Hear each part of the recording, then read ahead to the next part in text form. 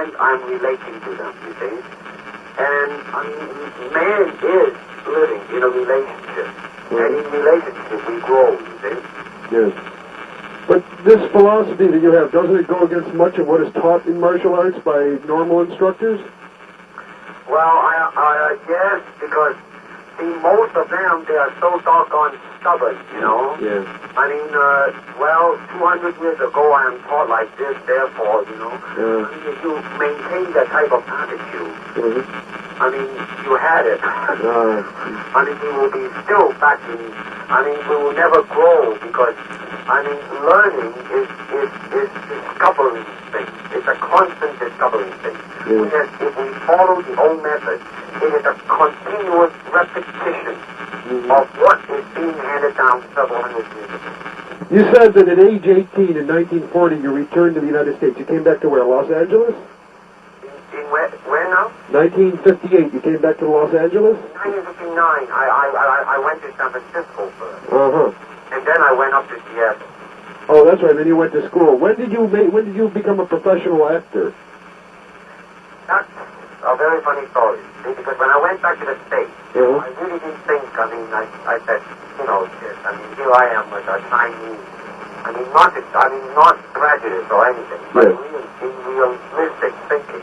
How many times in film is a Chinese required?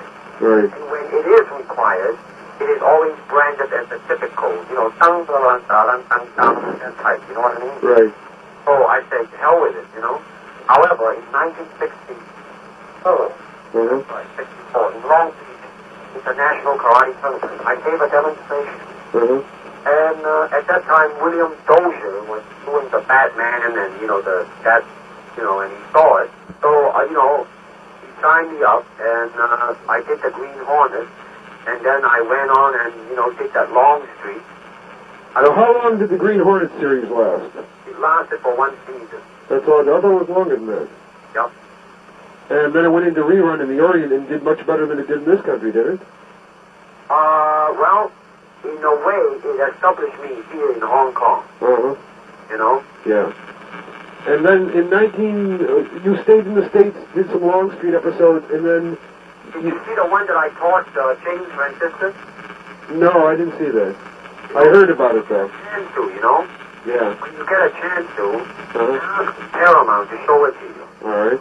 Because it's worth seeing, really, because, I mean, that one, you know, Sterling Silverfont, you know? Him and I, we sit down and we wrote that thing together, you know? You and James Franciscus? Yeah. The first one. It's called, in fact, the name is called The Way of the Intercepting Fist. That's the name of the episode. Oh. Okay. They asked me to go back, you know, to do a television series. Warner Brother was committed, you know, I mean, they were offering me $25,000 to hold me to do a television series. This was after Green Hornet. Do it, you know? Then I went back to Hong Kong in 1971 and did a movie called The Big Boss. Right. And the damn thing just broke the all-time record. Now, Big Boss was produced by Raymond Chow? Yes. And the director was Lo Wee? Yes. How much did the film cost to make, do you know? How much it cost to make that film? Yeah. Very cheap. What is very cheap? Around 500,000 Hong Kong, which is like less than 100,000 U.S. And how much did it make? What was it? It grows in Hong Kong alone, around 500,000 U.S. Wow. Now, so it broke all-time record, you know, and then, I mean, all the time before, Chinese flicks were kind of like, you know, unrealistic and really, I mean, overacting and a lot of these jumping around and, you know, I mean, not, well, anyway, all in all, it's not real, you know what I mean? So I came back and I introduced some new element into it, which is like, you know, I mean, when I kick, I really kick and, you know, and all that, you know, I mean, well... Isn't that dangerous? Let me say this. Ultimately, I mean, martial art is expression of oneself. Uh-huh. And in your films, do you express yourself?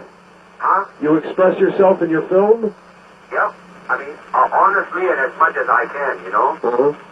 I did that, and then it was a huge success. And then the second... Wait, before we leave Big Boss, where was Big Boss filmed? Was that filmed in Hong Kong, too? Oh, it was filmed in Bangkok. And so the next one came out, and it broke the first one by over $1 million. Now tell me, who was Louis the director on Fist and Fury? Yes. And was Raymond Chow again the producer? Huh? Was Raymond Chow producer of Fist and Fury? Who produced Fist and Fury? Today, we're shooting today on location. Uh-huh. And picture is called Enter the Dragon. Enter the Dragon. Yeah, and it's my company that is producing it, and I'm directing it. Uh-huh. And before we leave Fist and Fury, how much did Fist and Fury cost to make? The Fury is around 800,000 in Hong Kong. Which would be, what is it? Over 100,000. Under 200,000 US. Uh-huh. And how much did that gross altogether? It grows close to $1 million US. 1 million. Hong Kong alone. Now, where else will it play besides Hong Kong? Well, the Big Boss, the first one, all-time record in Hong Kong and Singapore. Uh-huh. In Thailand, Fist of Fury is doing the same right now in Singapore. Ah. And this one I'm doing now. I mean, you know, it's not yet, you know, released, but I have every inch of confidence that it's going to break the previous three. Now, Enter the Dragon is your new film, and you're producing this yourself. Chuck Norris, you know Chuck Norris? I know the name. Well, he is also in it. Uh-huh. We shot the location in Rome. What is the plot of Enter the Dragon? Well, it's really a simple plot of a country boy, you know, going to a place where he cannot speak the language, but somehow he came out on top. Because he honestly and simply expressed himself by beating the hell out of him. I want to ask you a little biography first. You were born in San Francisco, I understand. Right. 1940, November 27th, Sagittarius. Ah. A diplomat. And you moved to Hong Kong shortly after? Yes, when I was 3 months old. 3 months old, you moved to Hong Kong. Yes. And you were educated in Hong Kong? Partly, when I was, you know, up to around 18 years old, I moved back to the States, and I was attending the University of Washington in Seattle. I see. What was your major? Are you ready for it? Yes. Philosophy, man. Beautiful. I understand you were a child actor in Hong Kong. Yeah, I started acting when I was around 6 years old. What kind of things did you do? Well, mainly unimportant things. They're very important to me. For instance, up to around when I was 18 years old, I mean, I did something like, a co-starring role. Other than that, it's kind of like, not that important. Were you in things with your father? Well, no, not really. My father was in a Chinese opera. A completely different thing, and I never did like that, Yeah. I rather like, to watch the Lone Ranger, I understand your father was fairly famous in the Chinese opera. Yes, he was. Is he still alive? Oh, he passed away in 1965. What was his name? Lee, L-E-E, and then H-O-I, C-H-U-E-N, no, wait a minute, C-H-U-E-N, that's right, Chuan. I see. How many languages do you speak? Well, Cantonese, yes, English, and a little bit of Mandarin. I see. And you make your films now in Chinese, I understand. In Mandarin, yes. In Mandarin they're made. Yes. I see. Was your mother in the theater too? No, she isn't. No? No. What is your nationality? What do you feel your nationality is? U.S., of course, because I hold a U.S. passport. I see. And, I mean, as soon as I finish with all these, things here, I would like to move, back and, just stay there, You will move back to the U.S. Yeah. May I ask, what is your height? How tall are you? 5'7.5". 7.5. And your weight? 140. 140? Yeah. And you don't have to answer this if you don't want to. What is your religion? None whatsoever. None. Do you believe in God? To be perfectly frank, I really do not. Okay. Did you ever have any other jobs besides being an actor? Yes. I was teaching martial arts. In the United States? Yes. In San Francisco or Los Angeles? Well, I had 3 schools, one in Oakland. And listen, say, I gotta go now because my lunch break is over. And we have to start shooting. My producer just say that I don't even have time to eat my lunch now. Answer me just a couple quick more. Will your films be dubbed into English? Well, let me say this, that Warner Brother might be co-producing a film with us, and I am planning to do some films strictly in English. And I really have a feeling that it's just a matter of time that it will reach the States. I see. The Italian flicks, like Clint Eastwood type of a thing.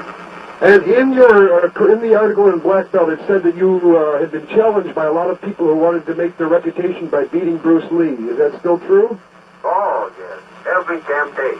In fact, the one who challenged me became a movie actor himself. Who's that?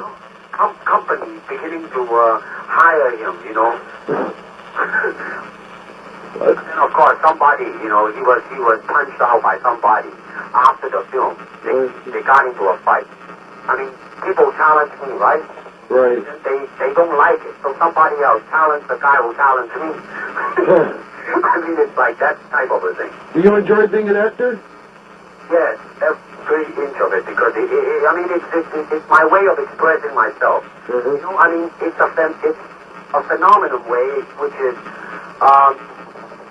it never happened before. Like whoever, got me to sign a contract with another company, they will be getting, as a middleman, they will get 10 grand US.